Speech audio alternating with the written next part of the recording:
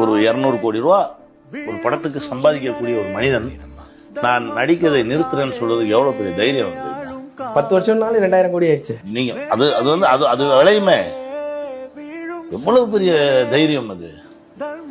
இங்க நம்ம தமிழ்நாட்டில் இருந்த நடிகர்களும் நிறைய பேர் அரசியலுக்கு வந்திருக்காங்களே, வர்றேன்னு சொல்லியிருக்காங்க, வந்திருக்காங்க, என்னென்னமோ பண்ணியிருக்காங்களே. யாரும் நான் நடிப்பை நிறுத்து, நான் முழுக்க முழுக்க மக்களுக்காக சேவை செய்யறேன், அடுத்து வரேன் அப்படின்னு சொல்ற தைரியம் எல்லாம் யாருக்குமே வரல சார்.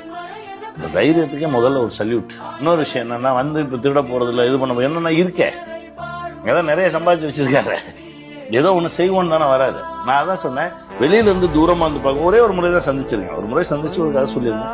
இப்ப வெளியில தூரமா நின்று பார்க்கும்போது என்ன தோணுது, ஒரு தமிழ்நாட்டு பிரஜையா என்ன தோணுது அப்படின்னா, தைரியமா ஒரு மனுஷன் எனக்கு இது எதுவுமே வேணாம்பா, நான் 100% மக்கள் பணி செய்யறதுக்காக வரேன், எல்லாத்தையும் நான் தூக்கி வச்சுருவேன். ஏன்னா தோத்து போய் வரல, படம் இல்லாம வரல, எப்போ இன்னும் நீங்க வந்து இன்னும் 10 தயாரிப்பாளர்ல 100 தயாரிப்பாளர் கூட வெயிட் பண்ணிட்டு இருக்காங்க, எங்க ஏதாவது சொல்லிட மாட்டாரான்னு. அந்த ஒரு சூழல்ல இல்லைங்க, நான் வரேன் அப்படின்னு சொல்றதுக்கு ஒரு பெரிய கட்ஸ் வேணும், அது ரொம்ப தைரியம் வேணும். அதுக்கு தான் நான் இறங்கி இப்பவும் சொல்றேன், அந்த தைரியத்துக்கு சல்யூட். அவருடைய அடுத்தடுத்த செயல்பாடுகள் நல்ல விஷயமா அமையணும், அதுக்கு இந்த பிரபஞ்சம் அவருக்கு சப்போர்ட் பண்ணணும், எல்லாம் கூடி வந்து அவர் நினைக்கிறது இந்த மக்களுக்கு போய் சேரணும். ஒரு 200 கோடி ரூபா